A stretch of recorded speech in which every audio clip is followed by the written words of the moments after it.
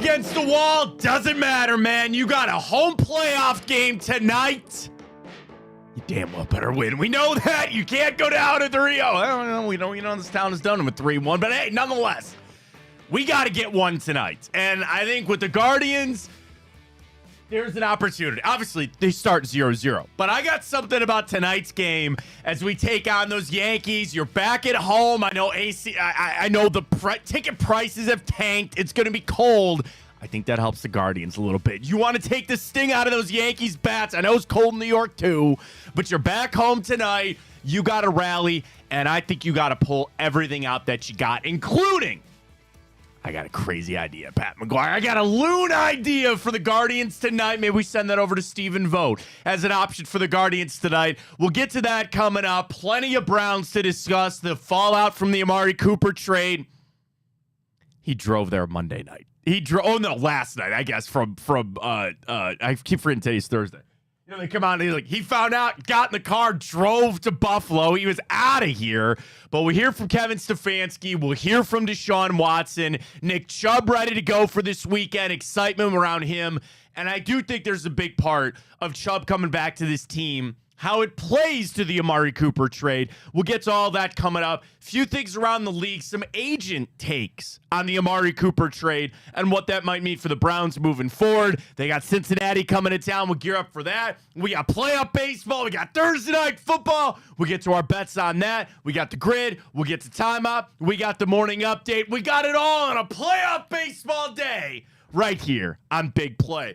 Welcome to the show, everybody. I am Matt Fontana. He is Pat McGuire joining us this morning. Pat, happy to have you alongside here. As always, you can follow us on Twitter X at Matt Fontana Show. We're up on YouTube. Subscribe to our Instagram page and Twitch as well.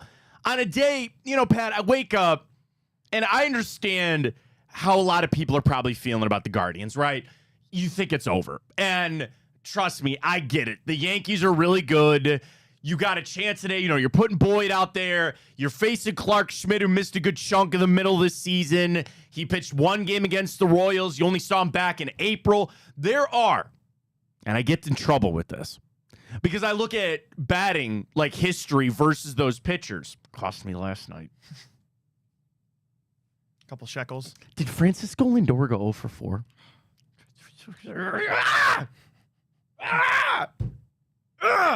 What a smoke job that was last night. But anyway, I look at it, and there are some guys that have success against Clark Schmidt in his career. Now, that goes, again, back historically. I'll tell you this, dude. You want to know one of the best guys against him? Andres Gimenez. Can we freaking get Andres Gimenez? He's 500 against him in his career. 500. 5 for 10. Not a big sample size, but he's got a double, all right? You're facing Clark Schmidt. You got rid of Cole, okay? You got rid of Rodon. You didn't have to face him anymore. This is your win. This is very clearly your win. And, again, he had the one game, looked fine against the Royals, looked all right, on the way out in the regular season. But here's kind of my flip for Stephen Vogt, all right?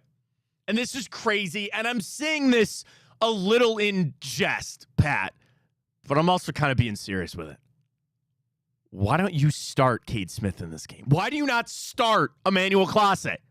And you might be saying, you got 3 days to go, 3 straight games. You might say, dude, screw that.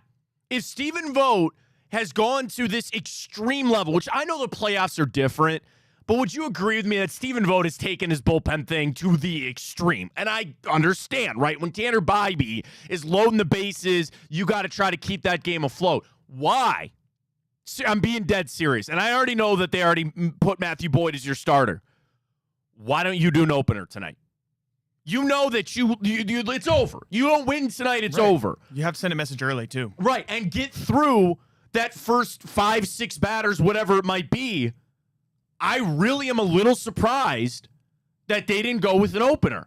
Just to I'll tell you what, too. Shut it down for a minute to get to the third inning, right? If you go Cade Smith or Hunter Gaddis, and again, Clase might be a little much there, but you get through the first 2 innings, then turn it over to Matthew Boyd just to, give yourself a chance, give yourself a little opening to score some runs, get the crowd involved. My other fear for tonight, Pat, there's going to be so many Yankees fans here. Tickets have tanked. The ticket price has gone down, and I get it, right? You feel it the same way that I do. Backs against the wall. We're going to be invaded by freaking Yankees fans over the next couple of days, all right? It was just an idea that I had because you got to get I've been saying that about this series, and it's not come to fruition. You have got to get the first runs on the board. You have to do that. And the problem is how the Yankees are going. They change. You could play everything perfectly.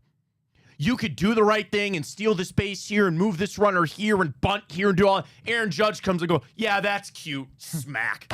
Just and erase everything that you're doing. But to just get those first runs, I thought to shut them down, Pat. I really thought a lot this morning about they should throw the curveball and do an opener. And I don't know, you already announced Boyd as your starter, but the pressure that's on him, and again, veteran guy, done it before for us, helped out, but it's like I hate to say it's going to be like a lot of these games, the first inning is going to tell a story for me. I think so too. I mean, the thing about that bullpen is, bless their hearts, but if I have to see Pedro Avila and Eli Morgan again, those guys are in there for mop-up, dude. You're right. I get it. I get it. But that's kind of my point, right? It's like if we have to get to that point where I understand. see those guys again, please do not get it there. I want to have a game where I'm actually nervous. Because the first two games, I mean, I was nervous in the beginning, but once they scored, I was like, well, okay. Here we go again. Yeah. Our bullpen is so good, but our offense has been just such a struggle, you know? Yeah. Josh Naylor came alive a little bit yesterday. I wore this for or them the other today. game. I wore them for both of them today, for the love of God. We need it. You need the Naylor brothers in this. Come on. And that's been probably the biggest downfall through the first couple of games. You have not had consistency from your key middle-of-the-order guys. Who are our best hitters right now? Brian Rocchio and Steven Kwan. Okay, that's great. 9-1. Where's the middle of that lineup anymore? And I'll tell you this.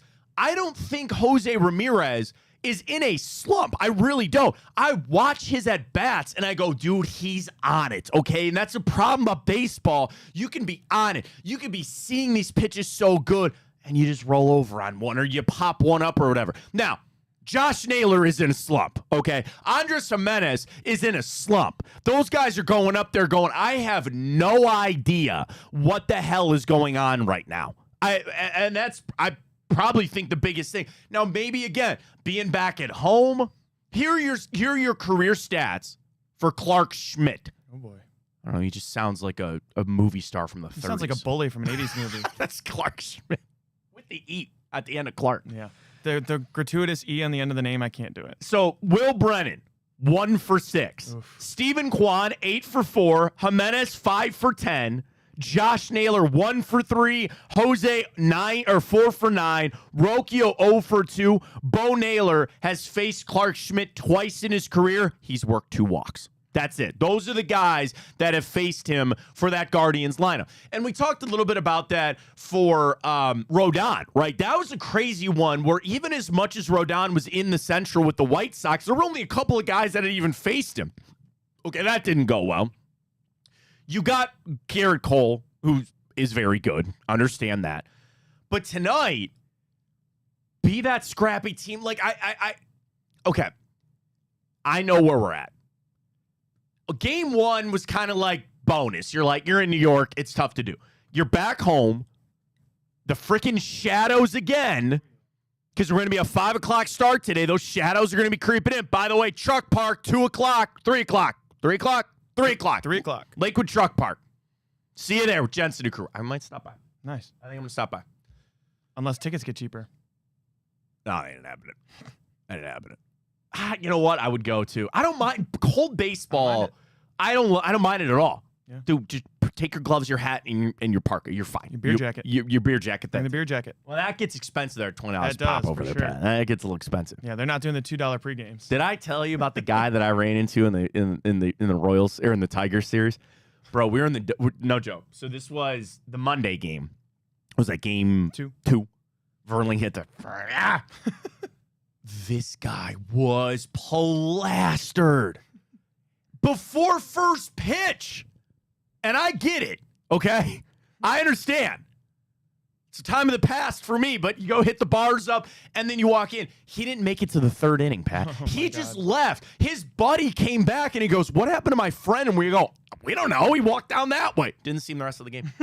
He bet $100 to make it through 2 innings of baseball that he probably didn't remember. I wonder what happened to that guy.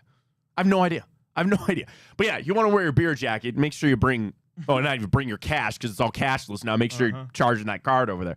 So that's, again, you're back at home. The shadows are going to be a part of it. I love a play. Before we get to our plays for this game, slam me the under.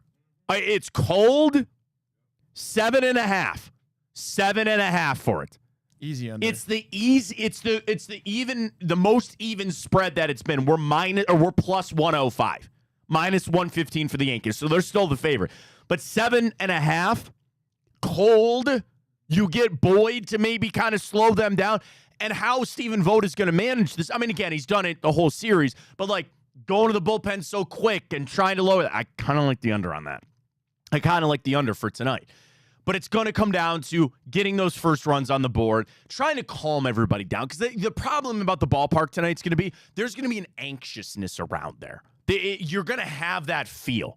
But you're going to need one big hit, that first run, a double to score somebody. Dare I say a home run? And you're going to get the crowd behind you a little bit. And that's going to be the key for tonight. First 3 innings tell the story. I mean, that's pretty much how this series has gone. The first 3 innings will tell you the story. You're not having games like some of the other series where you're getting to the 6th, 7th inning and like nobody scored or it's 1-0 and you're kind of feeling each other out. You have got to come out. As any underdog in a fight should, you come out swinging and hope you clip them. Now, what happens in the late innings if you're burned out? Well, I need to get through the first 3 before anything. Before anything happens. That's going to be a lot on Boyd, and I really think a lot on these bats. And I'm talking small ball. You're going to know pretty quick what Clark Schmidt's got. In his one start against the Royals, he went 4 2/3, 4 hits, gave up 2 runs, struck out 4. So nothing overly impressive. He missed 2 months of the season. He finished with a 2.8 ERA. Not bad. Like, he's good, okay? He's good. He's better than Matthew Boyd. Like, if you were to feel better about one guy going in there, you're in the deficit there. You'd feel better about Clark Schmidt getting that start for your team. Find that way, man. Find that way. And I'm putting that good juju on the Nailers, buddy. I need it bad. I need it from those guys. But I just also wonder, should they have gone with an opener here? Should they have gone with a Cade Smith? Should they have gone with a Hunter Gaddis just to get through the first inning or maybe 2, and then you turn it over to Boyd? And am I managing, if I did that, Pat, does that mean managing scared? Maybe a little bit. Dude, this is where we're at. This is literally it. And if your offense is going to be as anemic as it's been, you got to start with something. You got to. And I also wonder if it's time for a lineup change. And he's done this where he puts Lane Thomas there. You know, I don't know. I don't think David Fry is going to be your DH. You probably give that to Manzardo with the righty-lefty stuff. Okay, fine. What changes can you make? It's that time. We all know. You're down 2-0. It is do or die tonight. So I'm going to be very tied in to seeing what Stephen Vogt does with the lineup and how he handles his pitch, and we'll get to all that coming up. But still, dude, hey, I'm still betting him tonight. I ain't going home. Well, I'm already home. I ain't doing that. I ain't playing that. They're going to get the win tonight. It's going to be a low-scoring game. Get after it. Try to even this up before we go back to New York, or take the lead before we go back. You got 3 games. We'll see how it goes tonight. Flip it over to football yesterday. You know, Pat, doing this job for as long as I have, that there's always been big trades. There's always been big things that happen to a team. I always want to know what that next day is like. You know, when a player is shipped out, when a coach is fired. I think it tells you a lot when you get back into that next day of work. And what do you hear from players? What do you hear from your coaches? And just the true vibe. Like, listen, we had a lot of conversation yesterday about the Amari Cooper trade. A lot of conversation about if this was this team waving the white flag or if they really see this as a rallying cry. Now, I want to start with Kevin Stefanski, okay? So here's a couple things from Stefanski yesterday. First up, his blanket statement, which I do think, he didn't even start his press conference with a statement. He literally and usually on a Wednesday, he does your little pre-report where he goes, you know, we're facing Cincinnati and you know, give Zach Taylor his flowers, which are really undeserved. You know, oh, they play good defense, or they got this guy on special teams, or dare I say, even start with Amari Cooper. He didn't. He goes, we got a busy work week. I'm ready to take any questions. Now, the first question was about Amari Cooper. I don't know why, man. I read into that a little bit. So here is Kevin Stefanski. First off, just his blanket statement about the Amari trade. Audio courtesy of the Cleveland Browns. Disappointed when you lose any player for injury or otherwise, trade, whatever it is. So, I wish Amari luck. Obviously, talked to him yesterday. We're excited. It opens up opportunities for other guys. But, you obviously become close to your players, and you don't like to lose anybody for any reason. But we understand the business part of that, and we're excited what the opportunities will be for some other guys. Okay, coach speak. We're always excited for the next guys up and business decision. You'll hear that from Deshaun Watson. It's the company line. Now, following off of that, Kevin Stefanski, how do you sell this to your locker room? Which I think, again, is a very, very important question. And it's like, okay, before we hear from Kevin, Pat, is it the job of the head coach to sell this to a locker room? Because initially you would say, yeah, he's the head coach. He's the one that sets the tone and all that. On the other side, these are paid professional athletes that for the vast majority of them have been part of a transaction at some point of their career. You got Miles and Njoku and Bitonio, certainly not. A lot of other guys been traded, released, signed, moved here. They've all been a part of it. So I just asked that as an interesting question of how much do you think it is on Kevin Stefanski to sell this to the team, or do you look at him and say, be freaking grown-up professional millionaire athletes and deal with it? But the question was to Kevin Stefanski, how do you sell this to the locker room, man? Audio courtesy of the Browns. I think our guys get the number one thing here is to win. The number one thing is to compete.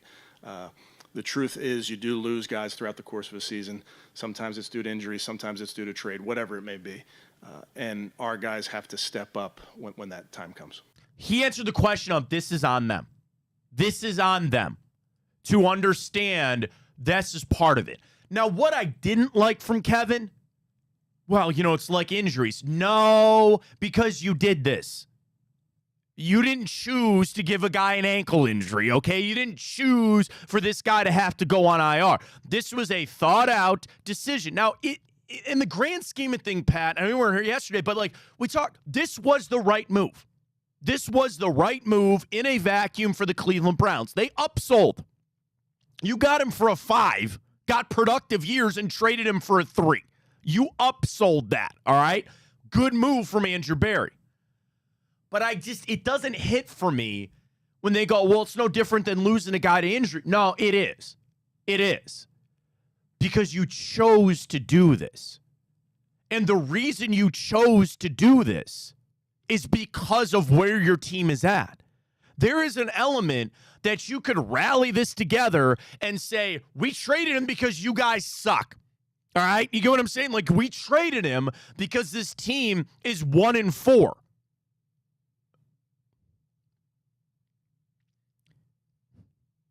That's a lie. Because we're 1-5. Man. That's got some stink on it. Doesn't that have a little sting to it? It's got some stink on it. Jesus. Good Lord. Sorry. Didn't mean to rub that salt in the wound, but here we are. All right, so you're 1-5. You traded him because we're in this situation. And there's 2 ways to do it. You look at it and you get pissed off about it, or you go, well, I want to be next. I want to be next. So I don't mind that he's putting it on the players.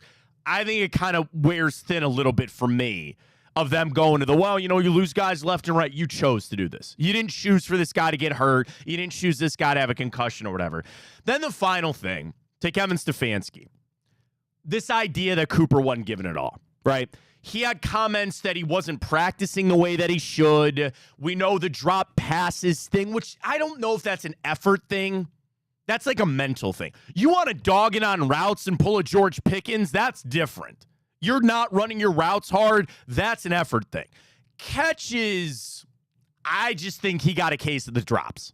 And you could fix that. And you can kind of come out the other side. I don't think that's an effort thing.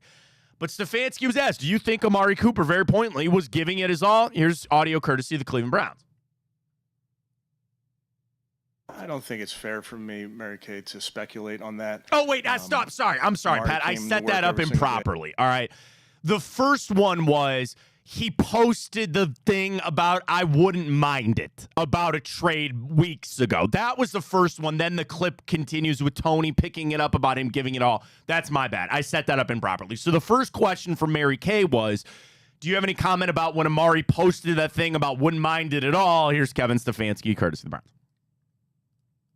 I don't think it's fair for me, Mary Kay, to speculate on that. Amari came to work every single day, did everything that I asked of him. Again, wish Amari luck, but past that, I don't have much to say. There it is. Was that all of it? I thought I left the Grossi clip in there. I know. Anyway, the question about giving it. Oh wait, he did say that's he didn't it. practice hard enough at one point. He said, I have to start practicing like it's a game. Yeah, I don't know the specifics of what he meant there, Tony. I think he could probably answer that better than I could. I would think if you watch the tape and see him work, he's a guy that put in extra work post-practice, off days, those type of things. There was an opportunity for a shot there. And, you know, if you listen to Amari with his press conference in Buffalo, he couldn't get the grit off of his face. And I think he kind of took a shot at the Browns when he goes, it's exciting to come to a winning team. There was that opportunity for Kevin Stefanski, and he didn't take it. And I appreciate that for him. This tit and tat, this bitching at one another through the media, it serves no purpose. So there was an easy opportunity for Kevin to take a veiled shot, you know, and say, well, if he felt that way, then maybe there was room for him. I'm going to take the high road in this. I'm going to take the high road in this whole thing. But then it comes back to, my mind works in weird ways, Pat. Wouldn't it be, I'm just going to say what I was thinking on this. Wouldn't it be easier for the excuse just to be that he was dogging it? Because now I sit here and I go, then what was really the problem? Like, if I take him at his word, which I'm going to, that Amari Cooper was working really hard, and, you know, Deshaun Watson said, and I didn't cut this part, but Deshaun Watson, he goes, why couldn't you get on the same page with him? He goes, dude, defenses are tough, and it's really hard. The easy answer would have just been he was dogging it. Now I look at it, and I go, this offense really, not that I needed to know this, but, like, the offense is really that broken. If it just was a simple answer that Amari Cooper was a cancer and he hated being here and he hated Deshaun Watson and he was just dogging it, that's easier for me to swallow than actually, no, he was giving max effort and we still just sucked. That's worse. That's worse. Now, you don't ever want players out there, you know, working their way out of here or not giving it all. So it's like on one side, you're like, I appreciate Amari doing that. But now I sit there and I go, dude, we really got problems. We really got problems. Like, if he was giving you everything he had and he was doing stuff extra at practice and you still had 2 good games out of Amari Cooper of 6, then I'm like, well, what the fuck are we doing? And how could you feel any sort of positivity moving forward with Jerry Jeudy and Elijah Moore and Cedric Tillman? And, you know, Ryan and I got heated on that yesterday about, the development of some of these young guys. Pat, I sit here today and I go, what are we going to do? Again, the trade itself was the right move to make. But now that I'm moving towards Cincinnati, who are you going to throw the football to? If I'm Cincinnati, I don't think Lou Anarumo needs to be doing this. You double Jerry Jeudy, you let somebody else beat you. Now, that's, okay, so again, we go back to last year. That's what defenses were doing to Amari Cooper, and he was still getting catches and still winning games for us. What are you going to do now? You better have David Njoku career game coming in. What are we going to do? But here's the thing, too, is like, so Big Play Dave had a really great tweet about... Shout out to Dave. Yeah, shout out to Dave. Does a great job. He had the screenshot of all the third-round wide receivers that we've taken. Oh, I saw it. I mean, we're 0 for however many years. 0 for a million, yeah. So that's the thing is, like, you're just starting over and over and over and over. And I felt like, we'll get into this in the weekend update, but this felt like the Odell Beckham situation to a lesser degree because Amari's more of a quality person, in my opinion. But you just have drama and you get rid of these guys for third-round picks and it never works out, really, and then you start over with rookies. It's just really difficult to see because David Njoku can't carry your offense. Jerry Jeudy can't carry your offense. Nick Chubb coming back great. Yeah, we'll talk about Chubb, It's just a never-ending cycle, it feels like. No, it's hard, and that's the thing. They've now... I guess like now is almost the time, which you were getting there anyway, rethink everything. Like, stop it. And again, I'm not trying to drive this towards Deshaun Watson. That it's us beating our head against the wall. He's your starting quarterback. He's going to start Sunday. I don't know what else to tell you, right? But at this point, you now have to relook at everything. Now, there's some positive maybe in that of we were locked into this way, trying to throw to Amari, but now coincide, you're getting Nick Chubb back. He might have 10 carries on Sunday. That might be it. You don't have Amari Cooper now. I'm going to fall back on Kevin Stefanski and Ken Dorsey to try to figure out a new path. Because the path you're on ain't working. We know that. Let's deviate now. It could get a lot worse, but maybe there is some growth. I have no idea. We'll find out on Sunday. And you're facing a pretty porous defense. I know they held the Giants to 7, but it's the freaking Giants, okay? Without Malik Neighbors. And now is your opportunity to open things back up. What's the best thing about the Browns offense right now? My answer is Kevin Stefanski, right? Until Nick Chubb can get back to a level that I hope he can get to. Sure as hell's not Deshaun Watson. It's not Amari Cooper anymore. So if you want to lean into, and people might be yelling at me saying I'm an idiot for that take, but it is what it is. Like, the strongest thing about your offense, the best thing about the Browns offense right now has got to be Kevin Stefanski. Dude, I'm going to load this all onto his plate and say, fix this. Okay, you're without Amari Cooper. You've done it this way to this point. Tear it all up. And there's two ways. You either go all the way in with Ken Dorsey or you basically fire Ken Dorsey without firing him. Say, we're done running your crap. I think that's the way you go. You go to this ball control, run the ball, do what Kevin Stefanski has shown that he can do. Yes, Amari Cooper was a luxury. He was a really good player. He's not here anymore. Time to change some things. And I'm sure that is a way, like that can be a message to the team. That can be the message in their meeting yesterday. Guys, we have a lot of respect for Amari Cooper. He was a great player while he was here. For some of you, he was a friend, all of that. Now is a new beginning. Now is a time for us to really change what we were doing. It wasn't like Amari was holding us hostage. It's not like he was sitting there and commanding a lot of passes or bitching that he wasn't getting the football. But now we begin anew. We're going to try things a little bit different now. And that is this collective of you players there that now we're going to do it a little differently.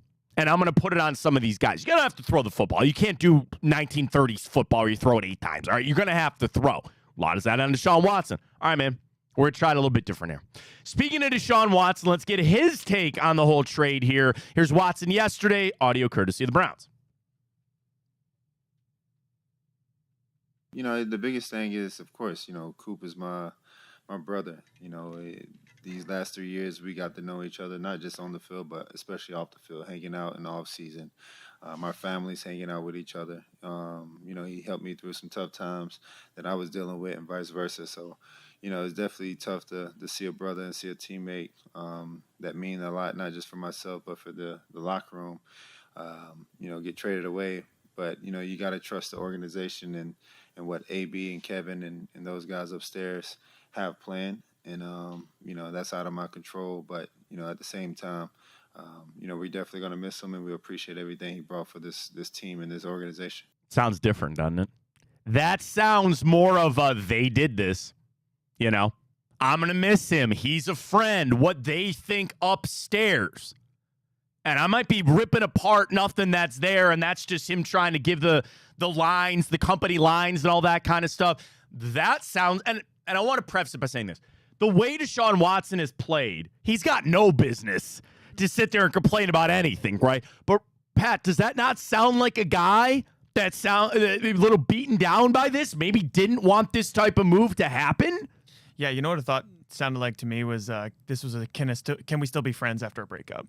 That's what that's what it felt like to me, where it's like you're holding on to the last little shred of like, oh, well, he's my boy or whatever. Like, we played well together. No, you did not. No, it just didn't happen. No. Like, seeing Joe Flacco, that picture of him and Amari Cooper with the Nickelodeon where they're doing the slime or whatever. Yeah, take me back to those times. Right. Man. Jeez. Yeah, and that's the hard thing. Watson knows his job got that much harder.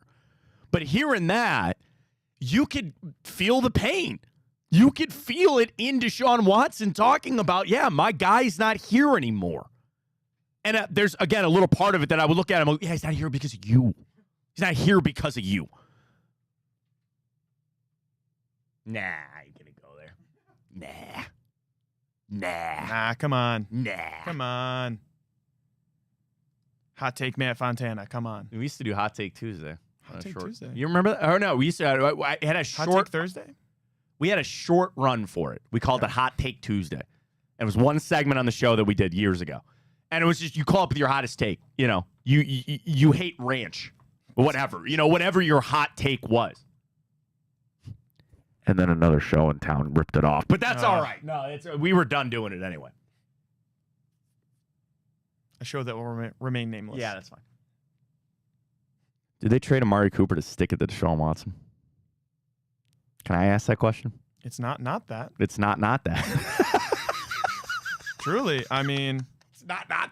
we're projected for number one overall. Again, Are we here not? I sit and Yeah. I say that the trade was the right thing to do. You got good value back. But when you hear Deshaun Watson, play it again for me, Matt, please. This is Deshaun Watson. He sounds defeated. He sounds not happy with this. Was this trade a giant blank you to Watson? Here he is. The biggest thing is, of course, Coop is my brother. These last 3 years, we got to know each other, not just on the field, but especially off the field, hanging out in the off season. Our families hanging out with each other. He helped me through some tough times that I was dealing with and vice versa. So, it's definitely tough to see a brother and see a teammate that mean a lot, not just for myself, but for the locker room, get traded away.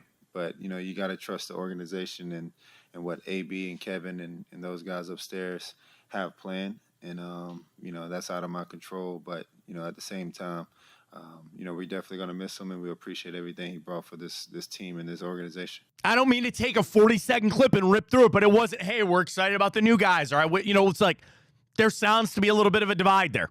A little bit of a divide.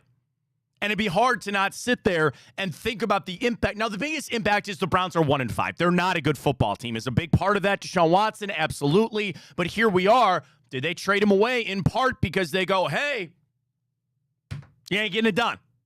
You're not getting it done. It's where my mind goes. Right or wrong, did they trade him in part to spite him? I have no idea. Because I also have that just nagging thing in the back of my mind. They need to keep playing Deshaun Watson. They're going to keep playing him. And I think part of that is, again, spite. We paid you all this money. You ain't skating out of this. You're not skating out of this. Again, now my mind is just working bad. They go, we'll get him out of here. You don't get to leave. No. That's a message to be sent. Now, the other problem is other good players that are paid might start to go, well, get me the f*** out of here too. But it's like, listen, man, we all know Deshaun Watson doesn't want to be here anymore. For one way or another, we all know it. He probably wants that fresh reset, and he'd love for anybody to come take that contract just so he can go play somewhere else. And a guy that it sounds like is awfully close to him and meant a lot to him on this offense, he got his papers. He got his papers. He gets to leave now. He gets to go somewhere else. And you could hear it from Cooper. The exuberance of being there, just talking about Josh Allen. And he got to walk to Buffalo, a team that's going to be in the playoffs. He might have walked there, too. You said he drove there. He drove there. He got in his car. He goes, I ain't going to wait for a flight. He would have even walked there. Gone. Shoot, man. Bye. Devontae Adams, red eye. See ya. Amari Cooper Get drove in the over to car, Buffalo. grab some beef jerky. Chex Mix on any Yep. road trip is a necessity. They What's got, your Wegmans go-to over there? road trip? What's that? They got Wegmans over there you can stop at. Oh, yeah. Do they have Wawa's up in Buffalo? I don't know. I don't. That's a good question. Go to road trip. I think. Go-to trail road mix is trip definitely. beverage. Oh, beverage. Oh, Beverage. We can do snacks too. Me, I got beef jerky is always because beef jerky is so freaking expensive Yeah, it anymore. is. So Yeah, you got to man. get it for the road trip. Yeah. I got to have Chex Mix. I don't know why because you can't Original flavor? Yeah. Oh. Are there other flavors? Oh yeah. Oh really? Yeah, there's like a honey one, and there's Okay, like some I can mess cheese, with some like honey. cheesy or whatever. See, Really good. Cheesy, you can't because then you're back on the Yeah, steering and you wheel. can't- You can't have Cheetos, you can't have Doritos because you're Yeah. back on the steering wheel there. Yep. Chex Mix is goated. again, the beef jerky, what's your go-to beverage for a road trip? Go-to bevy? I sound like Hanford Dixon, but probably a McDonald's Diet Coke. Oh, man. McDonald's always slaps. Yeah. Especially their Sprite. Yeah. We had a whole conversation about that on the Hanford Dixon show. Hanford every day has a McDonald's Diet Coke extra ice. So Extra ice? extra ice. That's the weirdest part to me. That is, because they already fill that damn thing up with ice. And he was complaining about it. It went from $1.07 to $1.08. Oh, dude, So, inflation is yeah, everywhere. it's hitting it. Costco raising their annual fees by $5. Man. I don't get it often, but a Mountain Dew Code Red. Ooh, wow. Code Red. I haven't had one of. Are they still I making those? have not had a Code Red in ages. That takes me back to like Age. 9th grade, man. Well, that's gaming at night and all that. Yeah. But like on a road trip, because I'm not a big pop person, but like, yeah, Pepsi here and there. But like when it's really good for that road, because a little spark, little something going, grab an energy drink if you need sure. one. But like I did a Code Red sitting there. And then the Absolutely other slaps. important thing, and I don't know if Amari had this, did he have a good co-pilot? Did he have a Code Red? Did he have a Code Red? I don't know. Arizona's always cheap. That's always good to go with. Yeah. But when you're on the road trip, you got, and my wife, she loves this role. That's the job of the co-pilot. Music, vibes, and you need a napkin? Have to have a good DJ. Gotta have a good DJ. Have to. You got to be focused on you ever see that meme of like the people that are in the car? There's the person behind the driver's always the one that falls asleep. Correct. Then the other person, but the co-pilot is the important one. Yep. Now we all have directions on our phone. It's nice and easy and all that. Good co-pilot is important. So I don't know if Amari had that or if he's got in his car I and hope he was so. like, bye. I hope he drove safely. I hope he drove safe. Final thing from Deshaun Watson. Same thing Kevin Stefanski talked about. Deshaun, what message do you think this sends to the rest of the locker room? Deshaun Watson, courtesy of the Browns. And that's part of the business. I mean, at the end of the day. So for me, it's not a bad message. I've been in this league for 8 years, and I've seen it happen over time. So, it's what the front office and organization feel is best for, I guess the organization and for that player. So, for me, it's just, it's part of the business and it's part of how this world kind of goes. So you got to control what you can control and accept it. It's just the same thing of like, the way it comes off from the Cleveland Browns is this was inevitable, right? Oh, it's like an injury. This is how it goes. No, you did not have to make this move. Now, again, I don't want to complain because it was the right thing to do. But like you sit here and you wonder, it's like they're making it out like they had no choice. Comes back to what? Deshaun Watson. They act like they don't have a choice when you really do. People got all up in arms about my tweet from Jeremy Fowler yesterday when he said he feels like the Browns are resigned to doing this and starting Deshaun Watson. Everybody says, no, man, they have a choice. You had a choice in this. So for them to play the card of like, well, we really have a choice in trading Amari Cooper. No, you did. No, you did. And trust me, I'm happy for Amari Cooper. I'm not going to talk ill will on Amari Cooper. I'm just not, okay? He was a good player. The one thing, it wasn't his fault. It was not his problem here. So him leaving now gives me the uneasiness that I think a guy that was part of the solution is not here anymore. What's going to happen now? And I'm going to have to, again, put that back on Stefanski and the rest of this offense to get it figured out. But, Pat, he was a guy I felt like was part of the solution here. He ain't here anymore. What are you going to do? How are you going to handle that? Now, I flip over to CBS Sports this morning because they did their agent take on the Davante Adams trade, but also the Amari Cooper trade. So, again, they love their restructures. And this is where this bites you in the ass. But you would not have traded him had you not restructured him. So here's where it is. The Buffalo Bills expressed interest in acquiring Davante Adams before he was sent to the Jets. The issue is the Bills only have $3 million in cap space and have no realistic path to create more through restructuring, making the trade for the Raiders impossible for Davante Adams. They quickly pivot to Cooper, who obviously, as we know, was not part of the plans and the Ayuk trade and all that other kind of stuff. Cooper's adjusted contract in July, the addition of $5 million, which, by the way, is now not likely to be gained, and the opportunity to earn 25 instead of the original 20 in 2024. The rework deal, 18.7 of the $20 million, turned into a signing bonus with dummy years of 27 and 28 put in there. Josh Allen, getting him now. Okay, here it goes. The Bills are only responsible for $800,000 of Cooper's $1.2 million. The Browns pick up a corresponding cap hit of dead cap $8 million this year. There's also, oh my God. So here's where we're at. This is the contract part of Amari Cooper. They get him for nothing. We have a cap hit of 8 this year and 22 next year. Wow. That you got a 3rd round pick for. Now, again, that money is no matter what.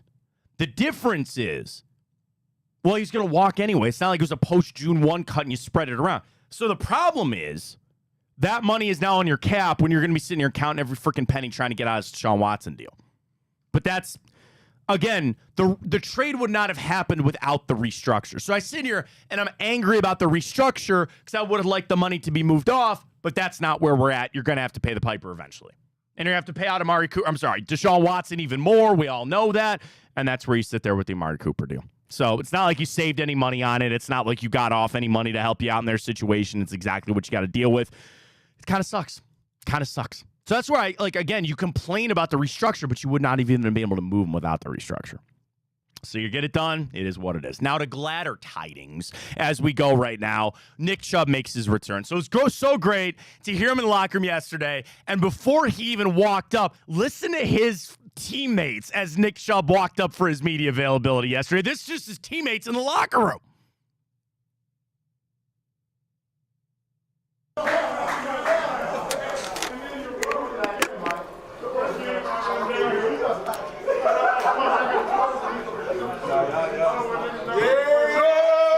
There he is. He walks up.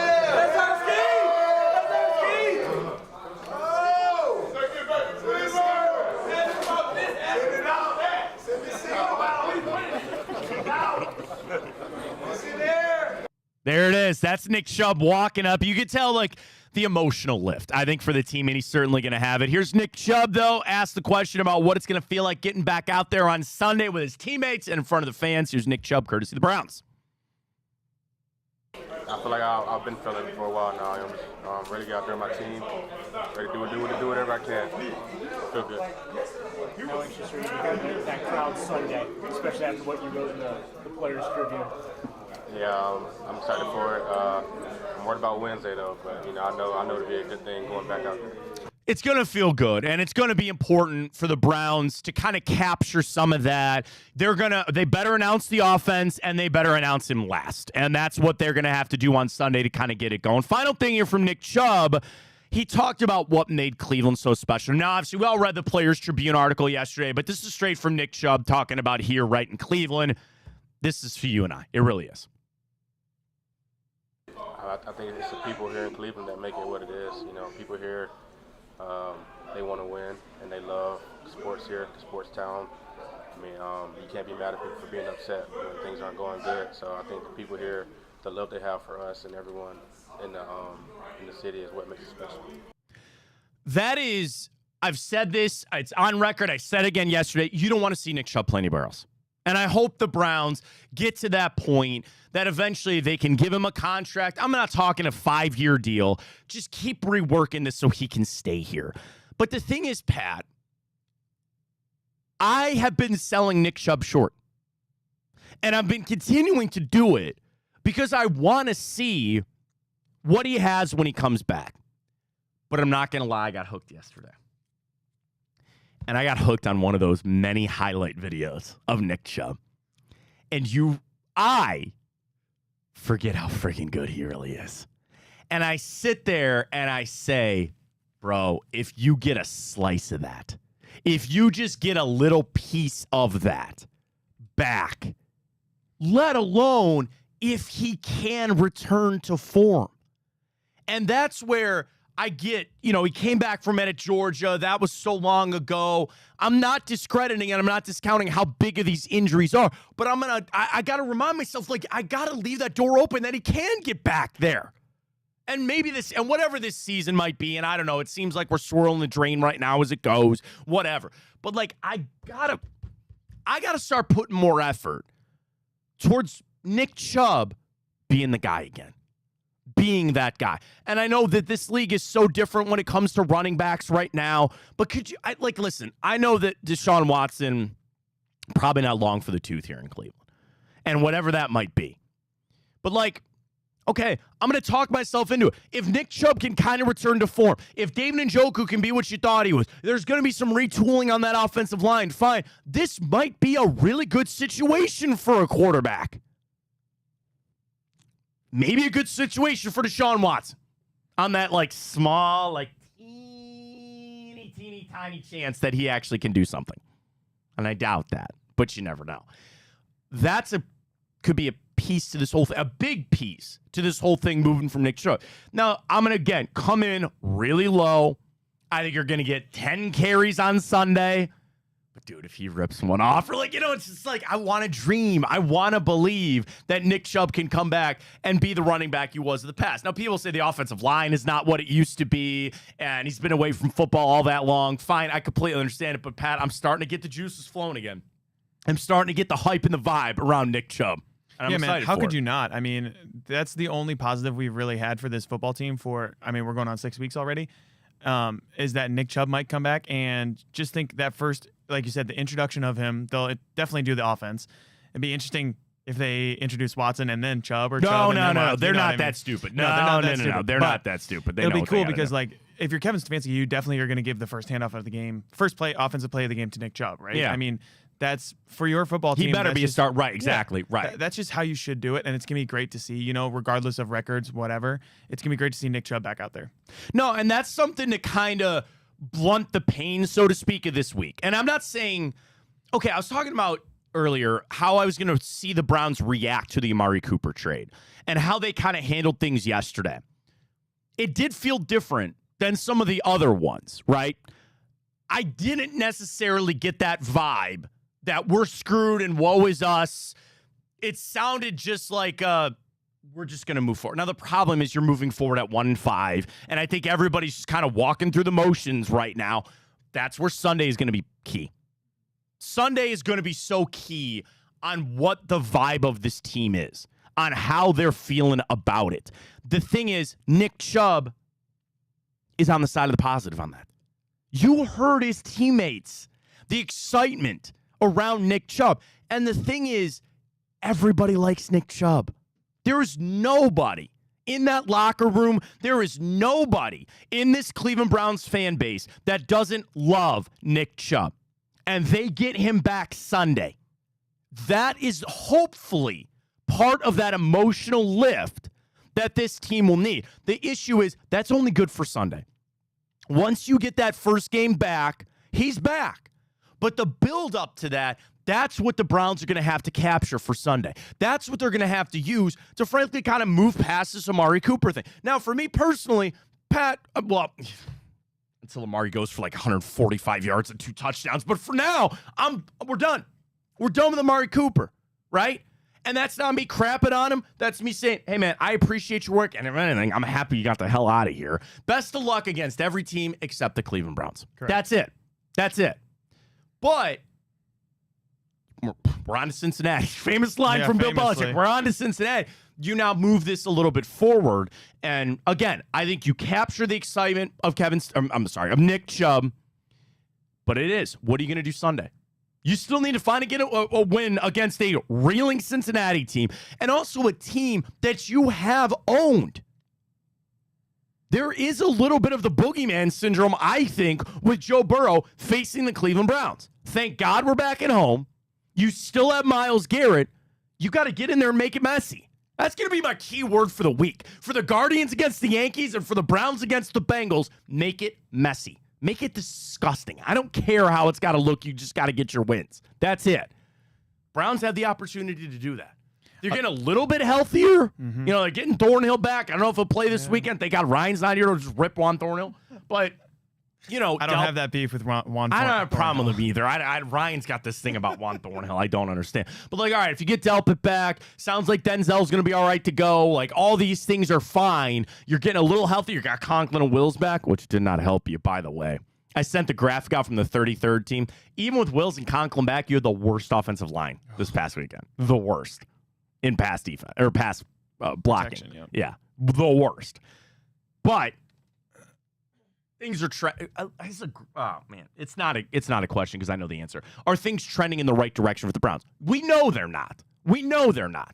But as I sit here and being the fan that I am, trying to find the ways. See how it goes Sunday. Yeah, that's the thing too. Is you're totally spot on with that. The Browns need to beat the Bengals specifically because it's kind of like the inverse of Juju when he was on the Steelers saying the Browns is the Browns. If you feel like you own a team, for this fan base, we have to beat the Bengals this week. Yeah. Not just because it would put us at 1-6, not because it would put us at a lower record. It's because you need to beat that divisional opponent who thinks that they're better than, the Browns. And I'll tell you, the fight between the Enter the Jungle guys and Ryan and like all the Cleveland guys, it's good stuff. You know what I mean? But it's just different when it's Cleveland and Cincinnati. The Browns need to get this win for the fan base, or it is going to be ugly. No, and that's where I was going to get to this stat a little bit later from Matt Verdame of SI. Here, we'll do it now. You ready for this? That in the history of the Super Bowl era, there is a stat entering this week that tells you there are only 11 teams that should win the Super Bowl this year. Do you want me to tell you the 11? Need them. Here we go. The Buffalo Bills, the Baltimore Ravens, the Pittsburgh Steelers, the Houston Texans, the Kansas City Chiefs, the LA Chargers. Okay? What? The LA Chargers. Wow. To the NFC side of things, the Commanders, the Eagles, the Vikings, Lions, Packers, Bears, Falcons, Buccaneers. All of that. And I'll sprinkle in these other teams. Seahawks, 49ers, Cowboys, and the Colts. History tells you this. Entering week 7, there has never been a team to make or win the Super Bowl that was under 500 through 6 games. That's never happened in the Super Bowl era. No team with a record below 500 entering week 7 has ever even made the Super Bowl, let alone win it. So that tells you Cincinnati, fried, Jets, fried, Dolphins, fried, Saints, fried. And you might be saying, yes, we all know that. Cardinals. So you got to be above 500. If you ever want to break this streak, I guess maybe if you had to pick a team, it might be Cincinnati. But that's another odd, little thing for this weekend. You talk about Cincinnati trying to turn things around a little bit. They're trying to buck a trend at 70 years. 70 years? I put a little sauce on that. However long Super Bowl's been around. Whatever. No team has ever made the Super Bowl being under 500 entering week 7. So packing in for the Browns. Yeah, we're like, we all kind of, okay, that's where we're at. I guess their trends in history is meant to be broken there, Pat, I guess. But that would tell you. Dolphins, Jets, Patriots, Browns, Bengals, Titans, Jags, Raiders, Giants, Panthers, Saints, Cardinals, and Rams are done.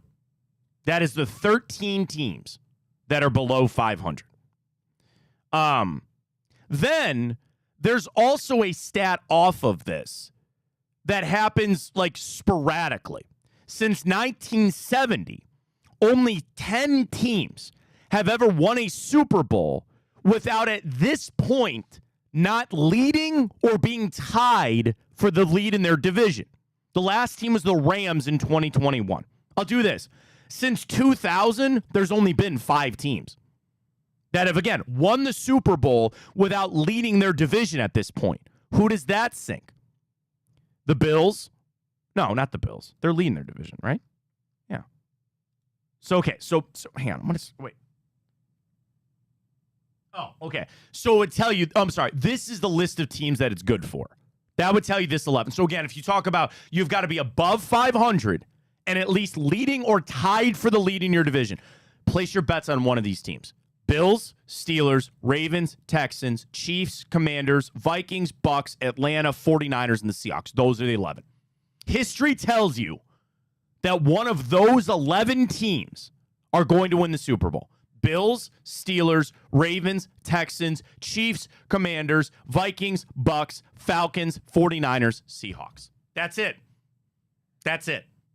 History tells you go place your bets on one of those teams right now. Kansas City and 49ers are still my pick. Really? Yeah. I know the Vikings, great. Sneaky on Tampa. Yeah, Baker, Kind of man. like Tampa a little bit. I'll tell you what, the NFC is not really as strong as I was thinking it was going to be. No, it's not. It's I'm really still not. on the Ravens, though. I just think Lamar. I could list. So I just again, think- I think the two teams in the AFC, Chiefs and Ravens. I'm not buying the Bills. Lord knows it ain't going to be the Steelers. I don't think the Texans. The NFC side, 49. It ain't going to be the Falcons. It ain't Nope. going to be the Seahawks. Nope. It ain't going to be the Commanders. No. So I think you're down to Minnesota, Tampa, and the 49ers. Those, so you got 5. There's really, we're boiling it down to 5 teams, and I feel pretty confident about those 5 teams. I'm gonna go play. Hang on. Let's see our odds here. Man, did I get worked last night? Freaking Lindor. I had a juicy little, just 3-leg parlay plus 120. Shohei hit over 5.5 runs, and a Lindor hit, and he screwed me. Absolutely screwed me. All right. That Shohei home run should have counted for Woo! a Lindor hit. Damn. Because, oh my God. Good God, is he man. He hit that to the next Burrow. That was unbelievable. Chiefs are plus 500 as your favorite right now. So again, even if you pick those 5 teams, you would come out with, you would at least be even, right? 49ers plus 650, Ravens plus 700. Again, you don't say the Lions because that's not in this trend of at least being in first. Vikings 1,200, Falcons 28. Tampa's plus 3,500. Wow. Commanders are plus 4,000. I don't even want to scroll down to the Browns. Plus 25,000. Pat, if I put $2 to win the Super Bowl, I'd win $500 on the Browns to win the Super Bowl right now. I'm just not even going to give them that free money. But again, I thought it was interesting to run through and just kind of see where Cincinnati is at on the precipice and the importance of where they're at coming up for this game this weekend. All right, important game tonight, ALCS Game 3. We got to get it. Reminder, Lakewood Truck Park, 3 o'clock. Pat, I'm shocked I've waited this long. Who's there tonight other than Jensen, Gavin, and Pinot? Tonight, Smoke This will be your food truck starting at 4 o'clock. I didn't know we could look this up ahead of time. to Oh, be yeah, honest they with have you. their whole schedule. Okay. Tomorrow, because we'll be there tomorrow, you get Carter's Barbecue Okay. and the Rooster Kitchen tomorrow. And then you want to go up there on Saturday Always for our do. pregame? His and Hers and Cheesy Dave's will be there. Man. Cheesy Big Play Dave. Love it. Cheesy Big Play Dave. Maybe he should get involved with that. But tonight, it will be Smoke This over there at the Lakewood Truck Park. So get on over there. We'll be there starting at 3 o'clock with our friends at Lipton Hard Iced Tea. Garage beer is going to be flowing. Gab, Dave. Oh, Dave usually shows up. I think he's there. But Pinone and, of course, Jensen Lewis going to be there for our pregame, getting started today at 3 o'clock over at Lakewood Truck Park. So we'll see you there. Exciting times for that. We got plenty of Guardians to come up at hour 2. We'll get our wagers set for that. Pat's got the morning update. We got the grid, time up, got it all. Stay with us. Fontana Show right here on Big Play. Garage beer. Beer flavored beer. Beef with an F? Okay, my bad. It's crisp and cool and doesn't taste like ass. I'm Bobby Carpenter. I drink in garages because my wife says I don't belong inside. If you like a cold breeze on your bag, drink garage beer. It's American and so can you. Garage beer. Beer flavored beer. Well, how do they know I'm doing this? Did somebody leak this out? It's social media. Oh. It's just, that's the way social media works now. I thought maybe you were just running that yap.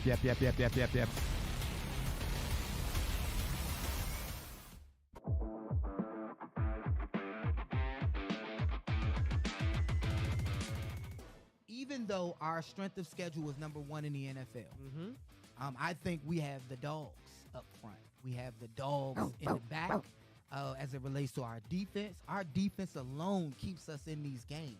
Not even talking about offense.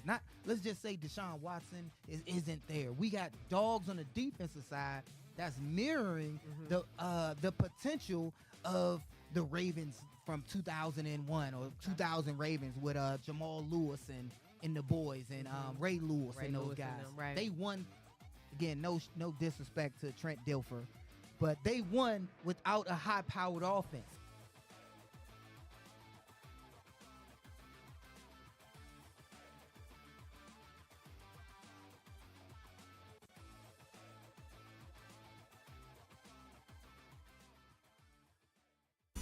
I don't buy into this nonsense, this conspiracy nonsense that he's got his money and he's dogging it.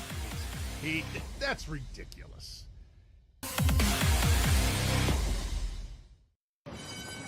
They're off in the Kentucky Derby as Authentic takes them around the far turn. 'Tis the Laws making his move now, and they're into the stretch. These two stride for stride. Authentic, 'tis the Law. Here's the buyer. Authentic has won the Kentucky Derby.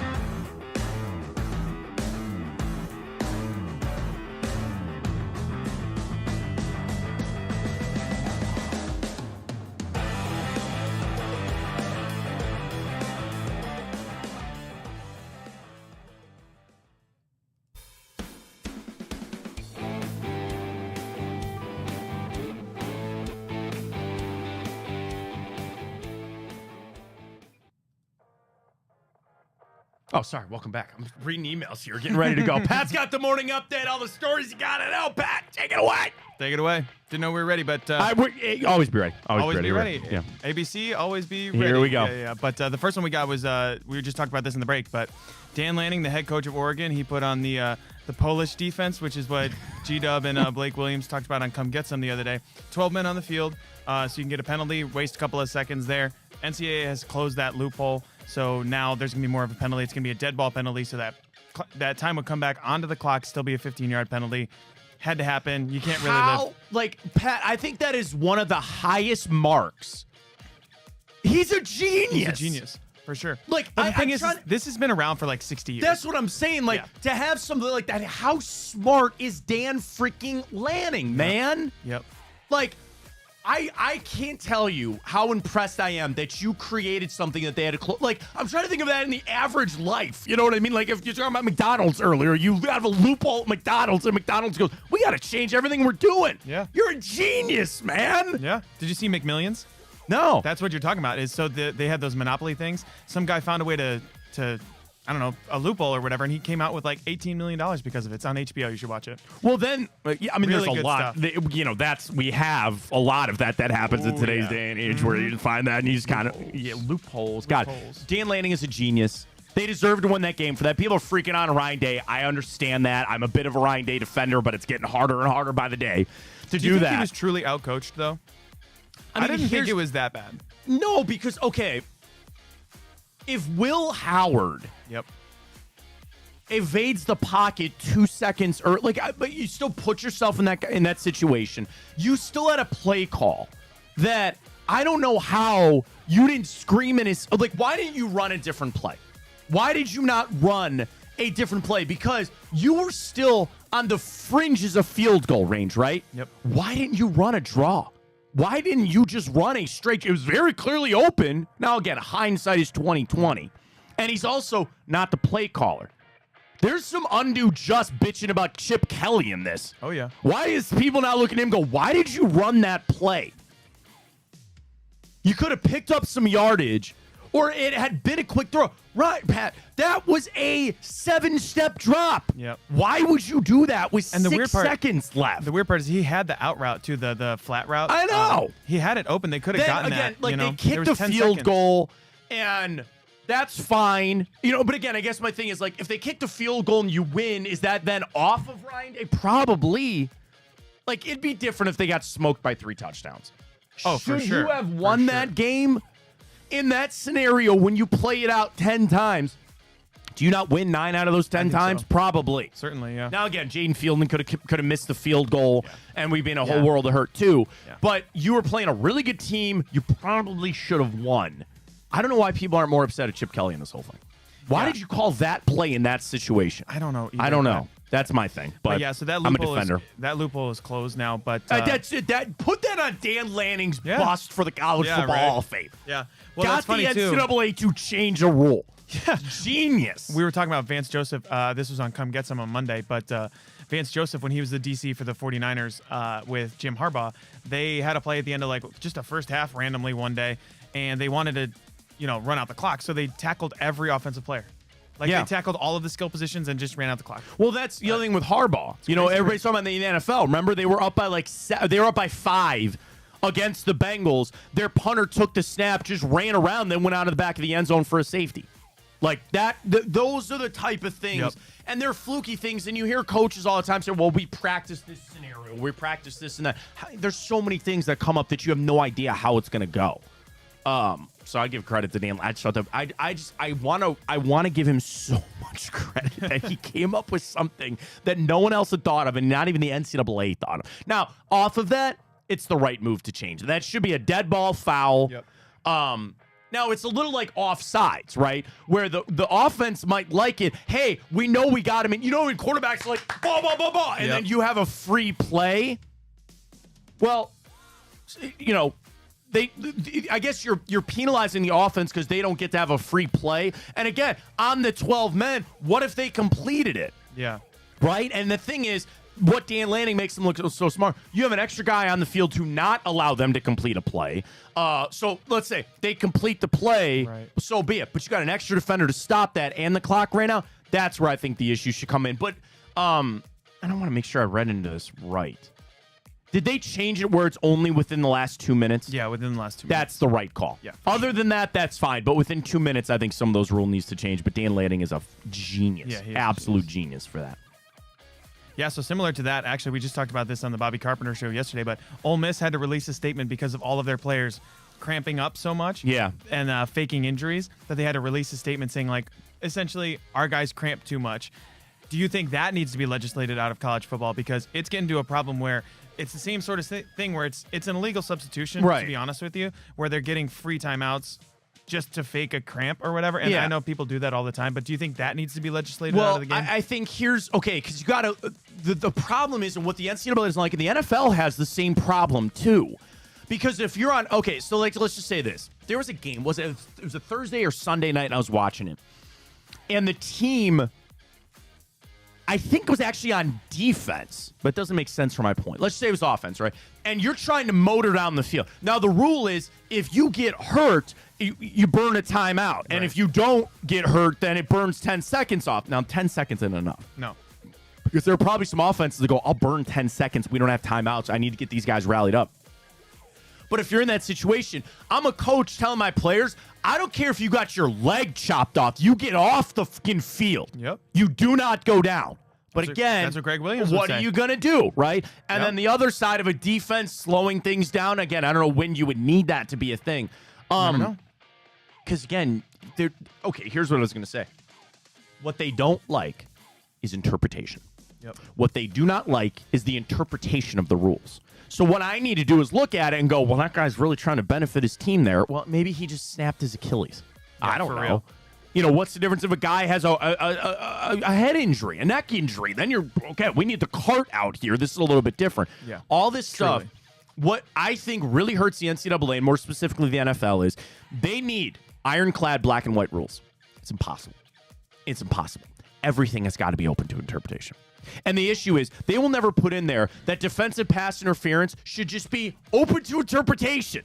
You know what it looks like, and I know what it looks like. But you can't have that because you got to have this is what it is. This is what it is. So that way it's no different between you, me, and this umpire and this back judge and all this other bull crap. Yep. There are rules that they're getting exploited. Hey, man, you got to give Dan Lanning credit for it. You really do. And it's really smart. It was an unbelievable, for him to know that. But, yeah, Matt. So our next one is long lost the Ball brothers. Haven't heard about these guys in a long time. Lonzo Ball made his return to the floor finally. It's been over 2 years. He's had, all kinds of health issues and all these, I don't even know how to explain it, but he's got 2.5 years he hasn't played. He hasn't played basically 3 years. Basically yeah. 3 years because of all of these various injuries. Yeah. He wasn't able to get back out on the floor. He scored 10 points in a preseason game for the Bulls. Really cool to see. They got a lot of flack growing up when they were at UCLA and all that stuff because of their dad, and rightfully so. But it's cool to see Lonzo Ball battle back to get back out onto the floor, and I hope we get to see him in a regular season game because if he gets introduced at the United Center, I think there's going to be a huge cheer. See, but like I asked the question, and here's the tough thing for me, Pat. How good is he? Yeah, that's the thing. It's like I can't tell. Like, I think of Brandon Roy. Everybody's like, man, if Brandon Roy's knees just hadn't given up and where he could have been and all that, injuries are a part of it. Like, I understand where Lonzo Ball was drafted, and I understand how good he was supposed to be. You're right. It's hard to not think about his dad anymore, but I think that all quieted. Is Big Baller Brand still around? That's the whole thing, whatever it is. Like, hopefully not. I hope not. But, yeah, at the end of the day, is he a really good basketball player? I don't know. And what difference, once the injuries start, they don't usually stop. So I know they say rehab's all done, all the surgeries and all that kind of stuff. Doesn't mean he gets like a free pass that he ain't going to get hurt anymore, But the Bulls are a destitute franchise at this point anyway. Yeah, so honestly, good for him. I'm happy he's back. I don't want to see anybody get hurt. Best of luck when you're not playing the Cavs. He's got one of the ugliest shots I've ever seen. So 2 more quick ones. One of the prettiest shots I've ever seen is Sabrina Ionescu. She just hit a logo 3 yesterday. Oh my God. They go up 2-1. The Liberty go up 2-1 on the Minnesota Lynx in the WNBA Finals. Sabrina Ionescu, I think she's so slept on with this whole Caitlin Clark thing. Paige Beckers is coming. Sabrina Ionescu, if she didn't tear her ACL, she would have been a 4-time national champion. I'm telling you right now, would have done it, would have stayed the whole time. But it's really great to see her balling out in the WNBA Finals like that. I don't know if people are tapped into the WNBA as much as they should be. The one thing I saw too, the Lynx, almost 20,000 set a record for that game for people watching, and you can't, create that kind of stuff. But that's legend about her. The other thing, Pat, did they not erase like a 20-point lead or something like that? It was close. It was something close to that to get it down to 1 going to the 4th quarter. That is drama. Now again, you cannot create that. That's got to be a part of the game. But also, let's make no mistake either, it helps that it's New York. Correct. Steph Curry is bought in. There are people that are watching. And I think, again, I'm not trying to rig this up, but like the Aces would have been a good story because there's kind of your dynasty that people always like to root against. But it's New York. It's Breanna Stewart. It's Sabrina Ionescu. Like, they are stars. They are.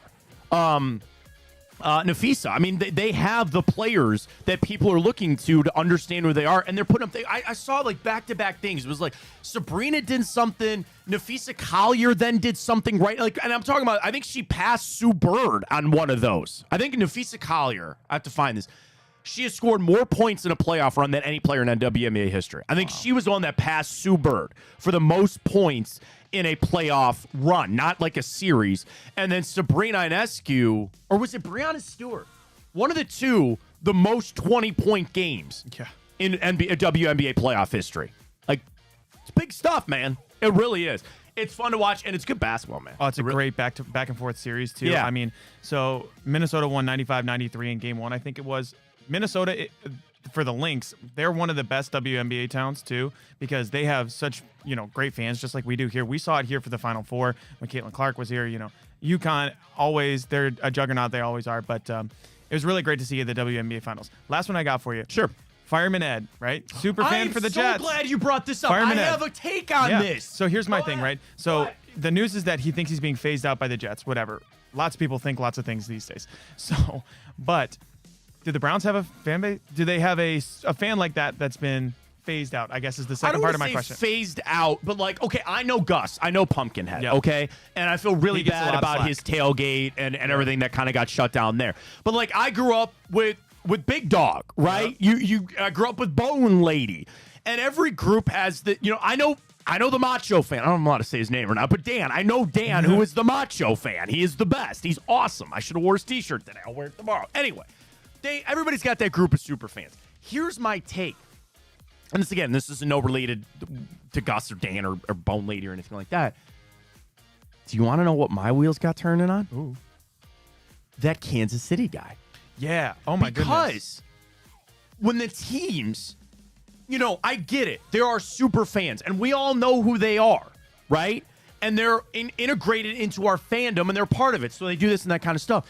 But when they're not employees, and again, it's not that Dan or Gus or anything doing anything wrong, but like that was a stink on the Kansas City Chiefs. And for those that don't know, their superfan got arrested for robbing banks. He's in federal prison. 17 years for bank robberies and money laundering. And that, I think the vast majority of us states, is that really a stink on the Chiefs? Not necessarily, but also when you don't vet these people, when they're not an employee, when you don't do background checks, and they're just, so you just got to watch those types of associations, like where I wouldn't be shocked if a lot of these teams say, we're not doing any of that anymore because we don't know these people. Now, again, they could be great people like Gus and Dan and the Bone Lady and all that, and there's no harm, no foul. But the Chiefs are probably sitting there saying, we should have disassociated from this guy. We don't know who he is. And now he drug us through the mud. All through it. Chiefs superfan. Chiefs superfan this and Chiefs superfan that. Going to federal prison. You don't want that. For what? For nothing, right? They host the tailgate. They do this. They do it, whatever. So, like, that's the first thing that I thought of, to be honest with you. Yeah. Was that the Jets are probably, and I don't know this fireman ad guy from, I know who he is, but the same thing, the Jets are probably sitting there saying, like, do we really need that headache? Do we really? Or, the other side, he says something cross. Or like, yeah, all it takes is pissing off one person. One person in an organization, they come down, they go, we're done. We're done. And the Browns have a lot of legends like that. And let's just talk for what it is. Like, listen, we all love Bernie. And we all know what's going on with that. I'm not involved in any of that, okay? But there was a time that the Browns had to step away from Bernie, and they did, and they had to look out for themselves, right? Do the right thing. And then Bernie came back and all that other kind of, and again, it got dicey. I know the Browns didn't like how everything went down.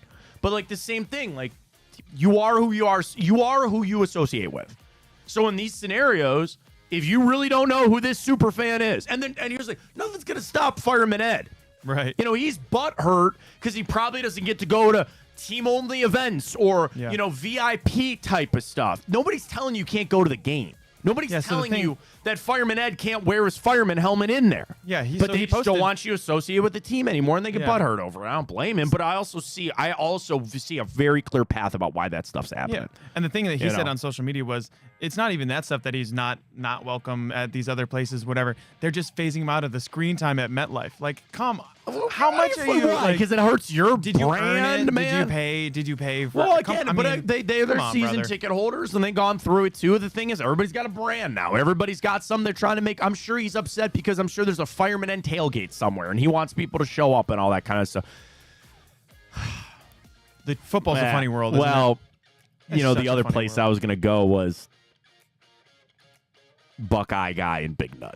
Oh, those might be the two worst. Those guys Yep. Never met them. I'm sure they're nice guys, but they might be the worst of them all. They might be the worst. They are on all. camera, I'll tell you Oh, that. they love it. Yeah. They love it. They know what they're doing there, but it is what it is. And that's I'm the a update. super fans. I love it. All right, a couple things before we get to the grid. We'll get to in a second.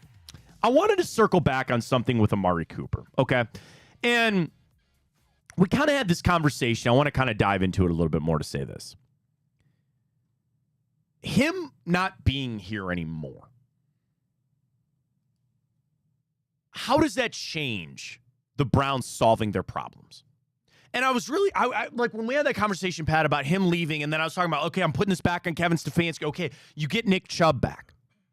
And I thought about it more and more, where, again, separating the business, but hearing from Watson and hearing from Stefanski, like, hey, man, this is part of the business, and this is what we needed to do. It just kind of reminded me that the Browns are 1-5 with an absolutely god-awful, atrocious offense, and you just traded away your best offensive player. What kind of world does that make sense in? Now, again, it was the right business move, and it's probably the best for the franchise long-term. Amari Cooper was not playing football here next year, and they probably did right by him to get him out of here for all of the service that he gave to the team and that kind of stuff, doing him right to get him out of here. Pat, I see her get ready for Sunday, and I go, what the fuck are we going to do? He was dropping passes and, wasn't even making the right. Again, I'm buying it. But now you don't even have somebody for the defense to look at and go, we should probably cover that guy. Do you think that right now Cincinnati is sitting there worried about what Jerry Jeudy is going to do to you? Nope. Do you worried about what David Njoku is going to do to you? Probably not. On top of that, you think they're scared of Jed Wills, Jack Conklin? Right. Well, I'm not a big. I think Trey Hendrickson is extremely gonna overrated. But I think so that's too. just But me. I think he's going to eat. Oh, on Sunday. well, we'll see. But that's where an intrigue has now started for me about what are they going to do? And I'm not expecting them to come out and have a 45-point explosion. Oh, God, I hope they everybody. Oh, sure, it was Amari Cooper. Trust me, it was not Amari Cooper. But it's like the question of Amari being part of the problem or being part of the solution. I thought he's part of the solution, and now he's not here. That's worrisome. That's not good. And I will never buy in to the people that are trying to say he was part of the problem. We know he wasn't. Okay, he dropped some passes, all that other kind of stuff. But I just, like, I'm going to say the word intrigue, because I don't want to say it's, like, negative or anything like that. But, Pat, I am thoroughly interested to see what they are going to do without him now. And that's knowing such a that weird this, thing, man. you know, I'd feel a lot less, you know, I'd feel a lot more uneasy if we were 3-2 or 4-2 or whatever, trying to get ready to If go. it still mattered. You know, because it would matter. You would not have made the move if you were 4-2. I understand that. But, like, you know, and this is, I guess, maybe Ryan was really trying to push me on this yesterday, sit here and say, hey, now you got an evaluation period and you got to put all these other people in. I'm also at the point now where I'm like looking at Kevin Stefanski and going, all right, what do you got? We made this move. What do you got? Yep. And how that meeting went when they called Kevin Stefanski, we're trading away Amari Cooper. You know, did he throw a clipboard and go, what are you doing here? And yeah, no, he didn't. You have to be all in on that type of move. But I just sit there and I was like, okay. Again, I'm beyond him getting traded. I wish him the best. I've got no problem with Amari Cooper. He was a great player here. He was part of the solution. My mind is solely focused on now, what are you going to do? And it's like, I get that people inherently are going to be negative. And they're going to be like, we're ass. We suck. What do you want us to do? I can't be that way. I'm trying to pull the silver lining out of it. And that's a big intrigue for me on Sundays to see what are they actually going to do without Amari Cooper. And I don't think it's going to unlock something big. I don't know. But it's like, I guess I kind of want them to go back to the drawing board. You know, I mentioned that earlier. I kind of want Kevin Stefanski, and for better or worse, Ken Dorsey, rethink everything. Rethink it all. Redo everything. 6 games, it's been bad. Amari Cooper was probably your best player. He's gone. Rethink it all. But what's the first thing that you would think of? Benching Deshaun Watson. Is that not the answer? Is that not the answer of rethinking everything? It has to be. How could it not be? Reshaping everything. I just don't It's get got to it, come man. back to you, and they're not going to do it. I know they're not. I just don't But get it's why like, not. You know, when the story of this season is written, it's going to be a horror novel. It'll be written, and now you are on to a new chapter.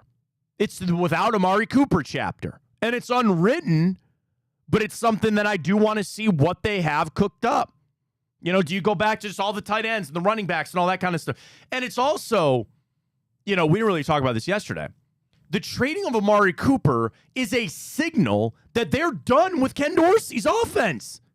This entire thing, this season, was predicated on the spread offense. We're bringing in Dorsey to help us with this because that is what is supposed to help Deshaun Watson. Narrator, it ain't.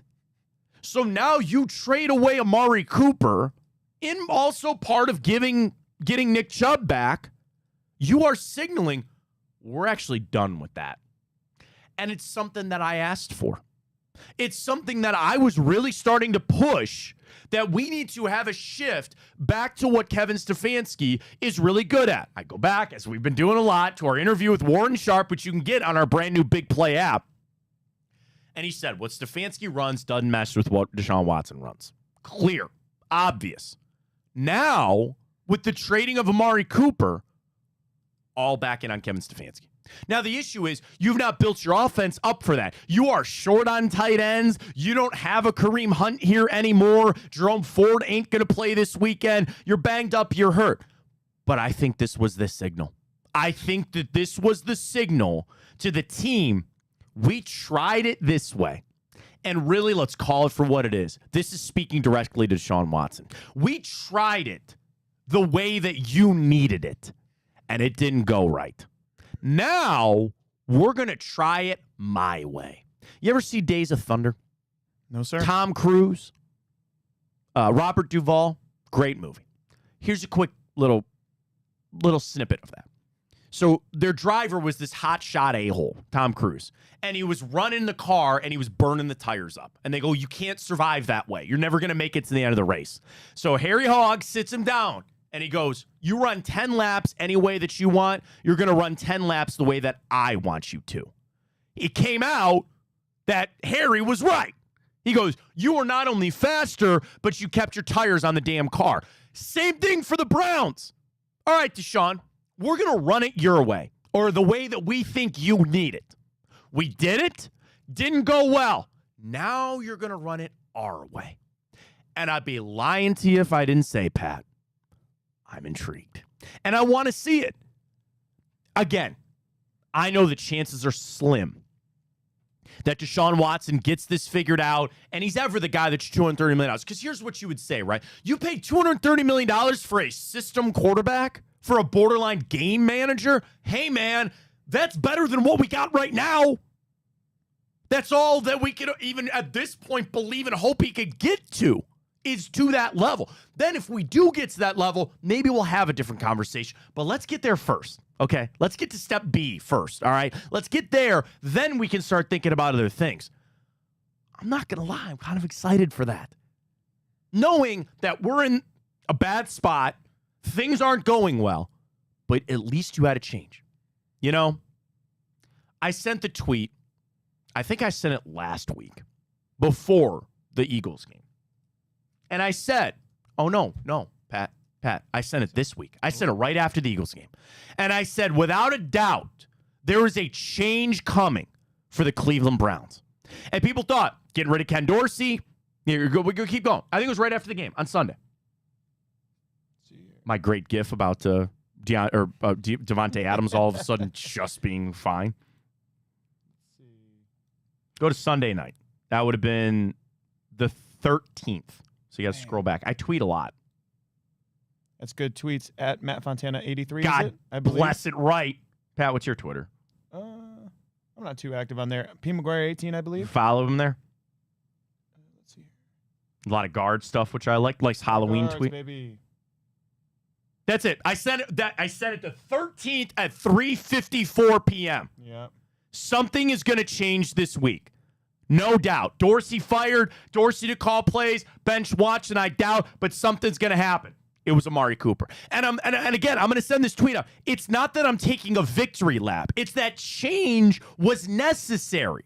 The Amari Cooper move, I think, signals the change. That we're done with this spread offense. That we're done with Ken Dorsey. They probably would have been better off just firing Dorsey and keeping Amari Cooper and trying to run the right routes or go back to this offense you want to run. But you had a third-round pick dangling in your face, and you make the move. There's your change. There's your signaling. This way is not the way anymore. And I might be putting too much on this. Pat, they could go out there and he could still throw it 37 times, and you got 5 wide receivers of it being Elijah Moore and Cedric Tillman and Jamari Thrash and all that stuff, right? Don't want to see that. But I'm excited. I'm very intrigued to see if Sunday is the flip.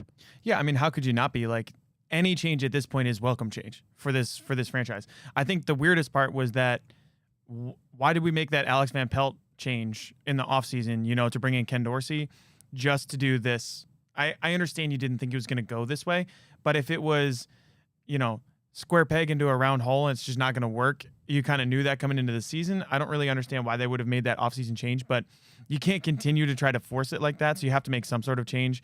And to get a third-round pick as opposed to firing, Ken Dorsey 7 games, 6 games in, whatever it is, I think you take the third-round pick and you just live with whatever happens next, because firing a coach and then firing another coach and then firing another coach, well, that's brings the Browns MO. That's okay. So again, let's play this out for a second before we get to the grid. I know we're way late, but let's take a quick path down this path. Okay, let's say that Amari Cooper was the change. And again, I'm not making this out to be Amari Cooper was the bad guy or he wasn't trying here, but let's just say here is your shift. Here is your mentality shift. We're done with the spread. We're going to go back to running the football, big guys on the field. And then it works. Oh your boy, next if step it works, is to fire man. Ken Dorsey. You know, right. You look at it and go, Ken Dorsey didn't work or wasn't working. Now, it doesn't work. You're in the same spot you're in. So what? So what? Here's your shift, though. Here's your shift. We're done with this. We tried it. Give credit where credit is due. They tried it. They tried to acquiesce to Deshaun Watson. Didn't work. Now, you're sitting down with Deshaun Watson and go, you're playing our brand of football now. We tried it your way. Okay, we gave you everything we wanted to do. And it doesn't have to be a negative thing.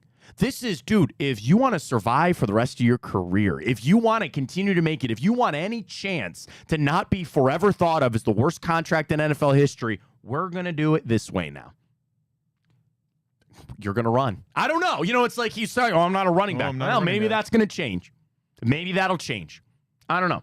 And it's behind a depleted offensive line, which I understand.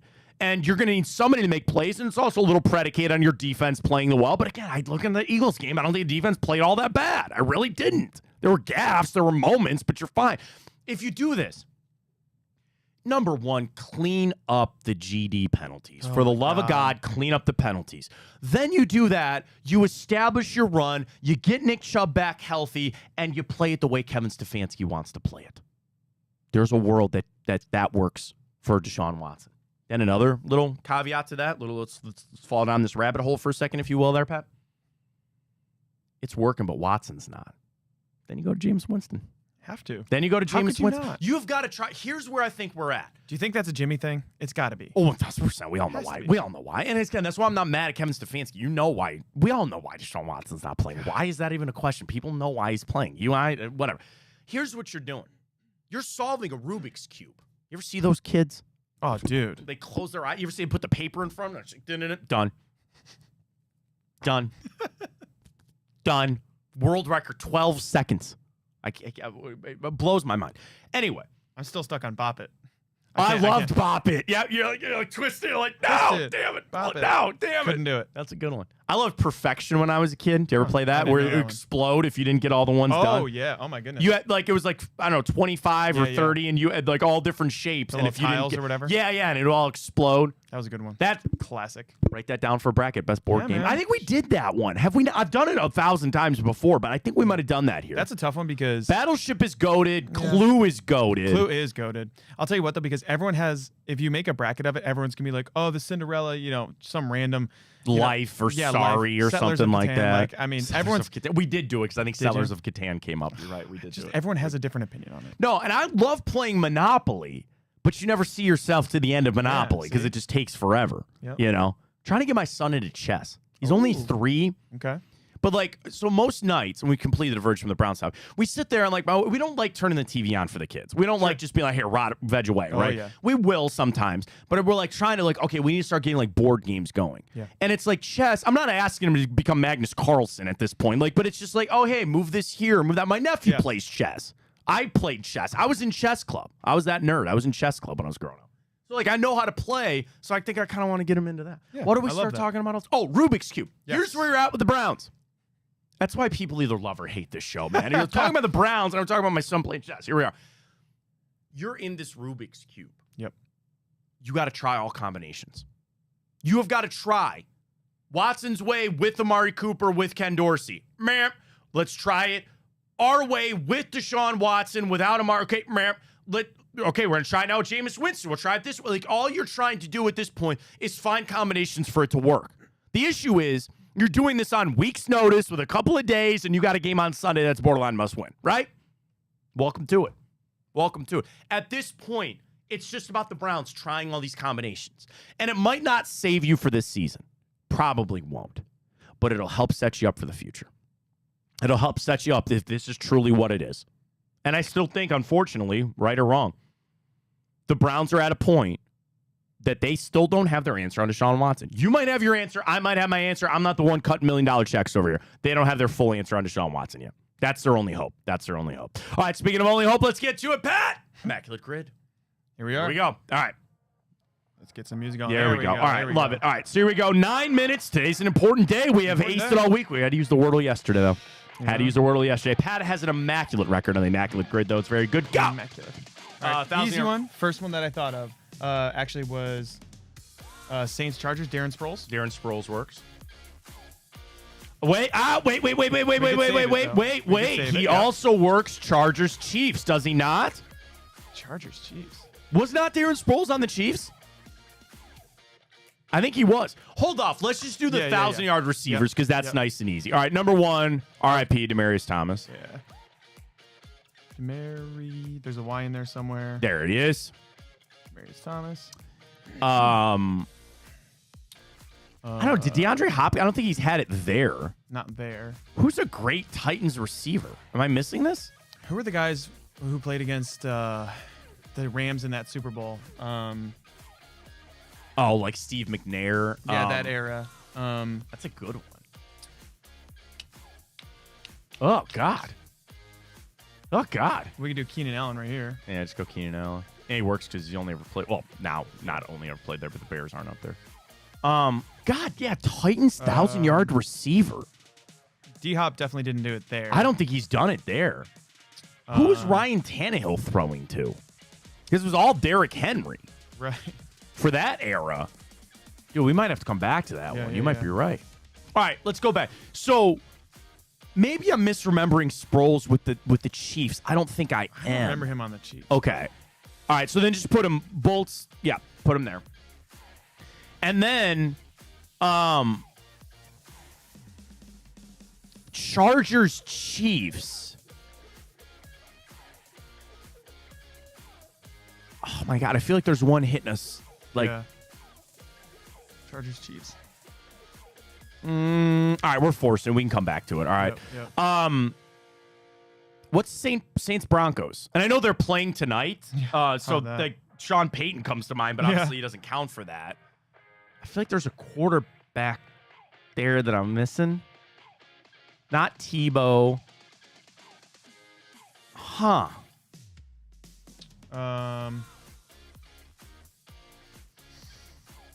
Saints Titans should jump out too.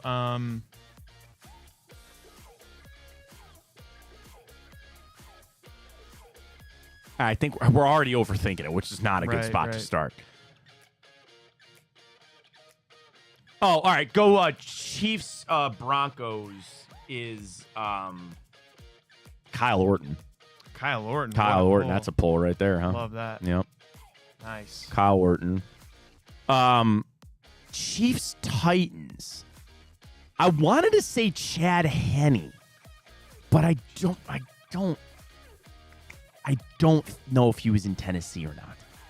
I don't remember if he went to Tennessee or not. Old friend Charlie Whitehurst right here, maybe? I don't know if he played in Kansas City, though. I know he played in Tennessee in the Chargers, which we don't need that one. I thought about him earlier. I did. I also thought Tennessee Chiefs Marquez Valdez-Scantling. Did he go to Tennessee? I don't think so. I don't think so either. Okay. So kind of in the... All right, quarterbacks. Fitzpatrick. I don't think fits in any of those. Does he fit there? Does he fit Titans Saints? Titans Saints. I don't think so. It's not speaking to me. No. All right, Colt McCoy. No, really.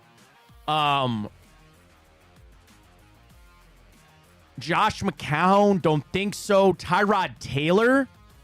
Tyrod Taylor's probably the number one down there for the Bolts and the Saints. Yeah, probably, right? Yeah, probably. I don't think he played in Teddy Kansas City either. Okay.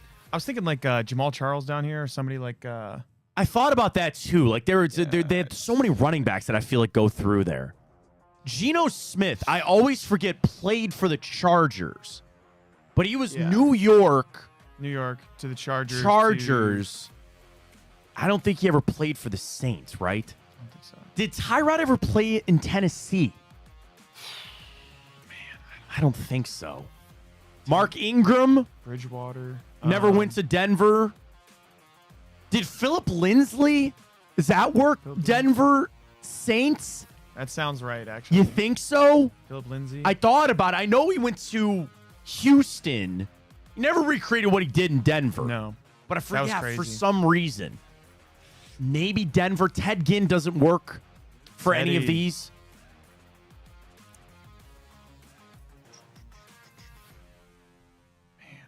Can't even get a Titans 1,000-yard receiver. I know that's the other problem in this whole thing. Who was too. Steve McNair throwing to? Dyson? No. Kevin Dyson? Yeah, you know what?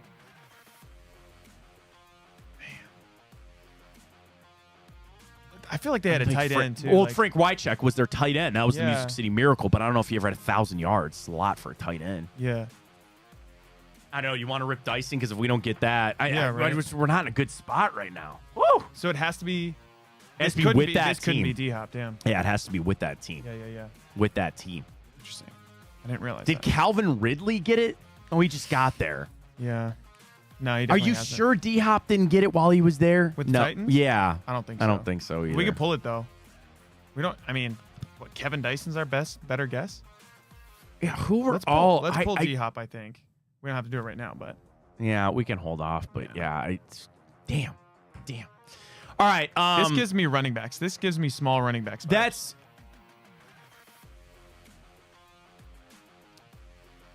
like old friend Deontay Foreman was in Tennessee, but I don't think he ever went to Kansas City. Yeah. Like I was thinking, like Priest Holmes, like No, I like where your head's at, but no. Jamal Charles. Jamal Charles. Who are some of those other guys? You know. Yeah. Didn't what's that guy's name? D'Angelo Williams. Didn't he play for these two? Running back. I kind of like it. You might be right. D'Angelo. Yeah. How do we even? No, I think it's D.E. D'Angelo. D.E. Angelo Williams. All right. How we feeling? Sure. Man. Well, I want to try some of these other ones too. All right, go ahead. D-Hop or Dyson. Dyson. Let's do Dyson. Andre Dyson? Kevin Dyson. Man. Scroll down. See what we got. Scroll I down, can't what have we got band here. that smoked us this week. You got to hit give up. Smoked us. Scrolling down. Jamal Charles. A.J. Shit. Brown. Oh, man. Chase Daniel. Not Chad Henne. It was Chase Daniel. Yeah.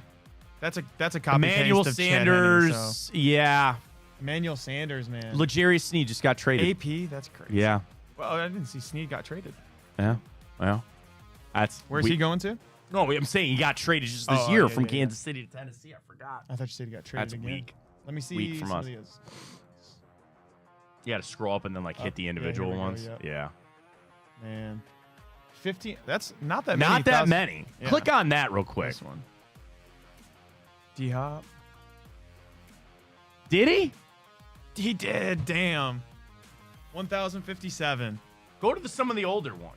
AJ. Derek Jelani Mason. Walker. It wasn't Kevin Dyson. It was Derek Mason. Shit. Nate Washington. Nah, I would not have gotten that ever. Wait, let's see. Wow. Wow, that's a tough one for How us. about that? Don't know what to tell you. Drew That is, Hill? Yeah, I don't even. Good for Drew. Never would have gotten that ever in a million years.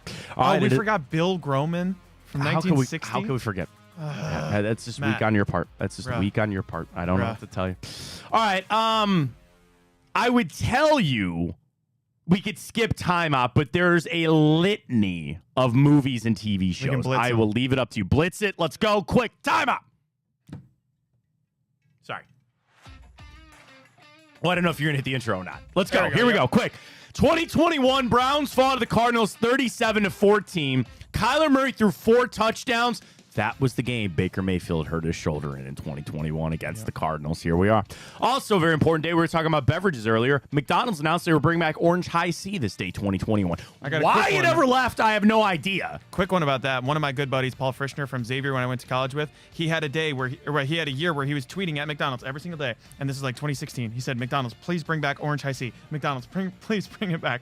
Every single day until they did. And it was a great day. That was a great day. Everyone was cheering for him. Everyone's favorite guy was Paul Frischner down there in Xavier. So That big shout was out. honestly, Big shout out. goat breakfast, 2 Egg McMuffins, a hash brown, and Orange High C, especially when you had a long night the night before. I'll tell you what, we still got time to go. Shoot. I'll What? go over there right now. Oh, I know. What I'll go time over they there. stop serving breakfast? I don't even know. 10:30, 11? No, something that like makes me think Big Daddy, where he goes, we're 4 seconds late. He goes, no, you're 30 minutes and 4 seconds late. We stopped serving breakfast at 10:30. He goes, horse. Kid starts crying. What are you, my therapist? Take a walk. This day, 2017. Oh, boy. Cavs season opener. Oh, Gordon Hayward. Ugh. That was nuts. Ugh. I hate that. Cavs legends Derrick Rose, Dwayne Wade on Dude, that what floor. a team that was. LeBron still somehow drug them to Yeah, it. man. Not them, but that team. Kevin Ware, Paul George, Gordon Hayward. Which one? What's worse? Kevin Ware is the worst of them all. I think so too. Paul George, because it wasn't like a high-profile game, was pretty brutal. No, it was, but Kevin Ware's was. But again, Gordon And Hayward's on the stage of it too. Yeah, Gordon Hayward's was pretty bad too, but that was not good. This day, 2016, Game 3 ALCS. Indians beat the Blue Jays 4-2, but it was a no help from Trevor Bauer. That was the game. Yeah. He's bleeding from his fingers because of the drone. He's sitting out there. They're like, he's trying to stay in the game. Literally, blood dripping off his fingers, getting on the baseball. And they go, you got to go sit down, man. But you did get the win that day, 2016, 4-2. This day, 1995, the Indians won their first pennant since 1954. They beat the Mariners 4-0 in Game 6 of the ALCS to advance to the World Series. We're a hell of a Mariners team too. Oh, that Mariners team was unbelievable. stacked. Yep. Edgar Martinez, Ken Griffey Jr., Randy Johnson. I was a big Edgar Martinez fan. Yeah. Big Edgar Martinez fan growing up. I feel like we're going to be in the World Series in the next 5 years. Again, it might be now. It'd be love to be now. I feel like we're going to get back there again. We'll get to it real quick, but bonus time with Bruce Drennan. They were talking about it yesterday. Who's more likely to get to a championship? Cavs guards. Who you got? Guards. It's guards. I really It has do to be guards. I That's think the it's the correct guards. answer. I think the answer is the guards. Leadership. We talk about postponements in baseball. How about due to an earthquake? Game 3 of the World Series this day, 1989, was postponed due to an earthquake. It was A's Braves in Oakland. Minutes before the game, a 6.9 magnitude earthquake hit the Bay Area. The series wouldn't resume for another 11 days after that. That's crazy. This day, 1931, Al Capone sentenced to prison. What did they pop him for? Isn't it like tax evasion or something? 11 years in prison for all the stuff that he did. The only They thing got they him. got him on was tax Yeah, evasion. he didn't put his blinker on when he was turning. or whatever. Yeah, right. You're done. okay. You're done. Okay. 1885, baseball set their player salaries at one of two levels: $1,000 or $2,000 for the season. In 1885. Very happy birthday goes out to former Cavalier general manager and player Danny Ferry. One of the smoothest swings golf has ever seen. Ernie Els. My dad just brought John Rocker up to me the other day. Oh, That's geez. psycho that he is. But happy birthday to him. John Rocker, not my dad. Miles Straw celebrating a birthday today. Rita Hayworth, Mike Judge, Evel Knievel, the late, great Mr. Norm MacDonald celebrating a birthday today. And one of the best ever dude, Eminem, celebrating a birthday today. What's your favorite Eminem song? Oh, geez, Cleaning out my man. closet is the answer. Really? That's Okay. dude. That's I don't all the new stuff. Dude, the Marshall Mathers LP. Sure. That's where it's at. You want to get sad with it? Mockingbird, I That's think, a is good actually. one. That's a damn good one. It's just a That's quality damn song. good one. I don't That know it is. what to tell you. All right, I said I had a lot for you to go in movies and TV. We got to fly. All right, we go back to a film this day, 2014. This is a war historic thrilling movie. Ensemble cast.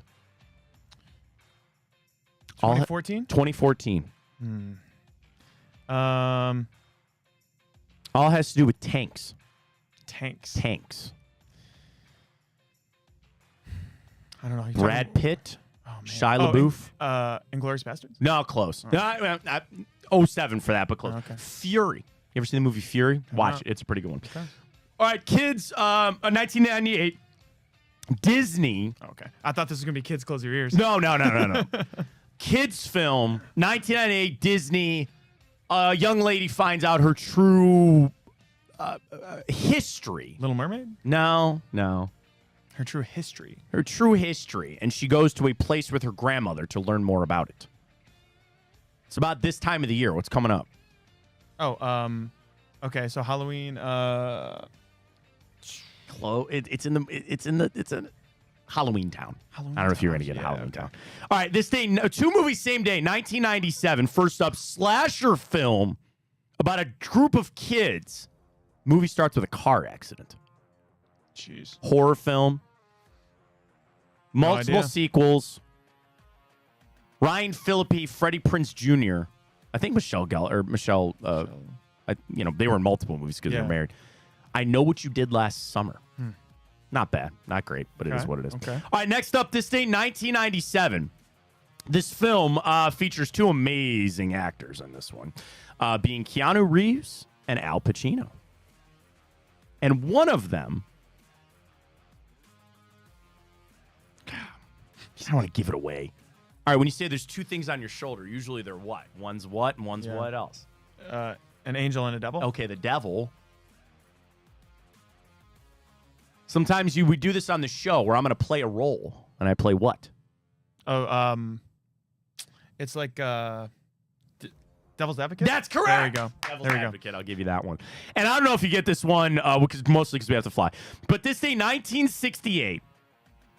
A very famous movie with one of the longest and one of the most famous car chase scenes in history with Steve McQueen.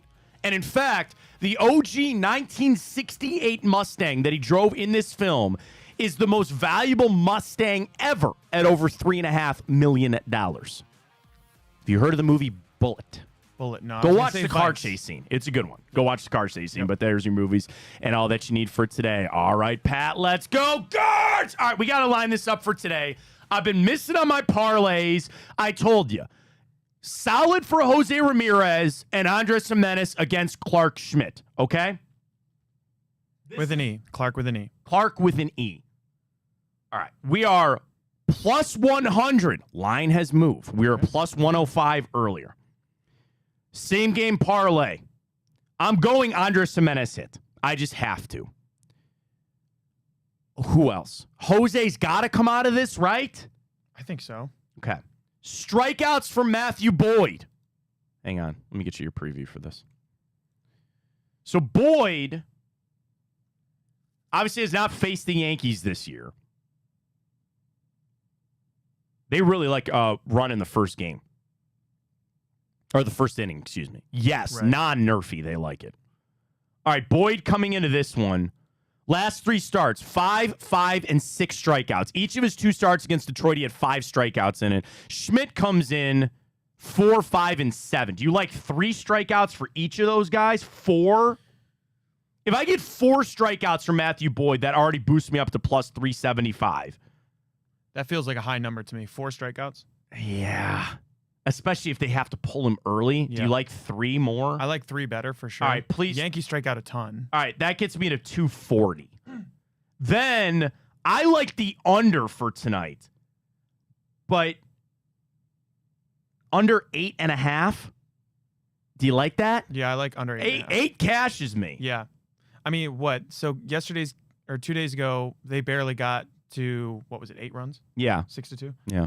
Barely got there. And that's in New York. I think it's going to be way colder here, way windier, closer to the lake. Yeah. All right, Jimenez hit, Ramirez hit, Boyd 3 strikeouts, under 8.5. $2 wins me 17. Yeah. In for that? Done. In it. In. Here we go. All right, final thing for us.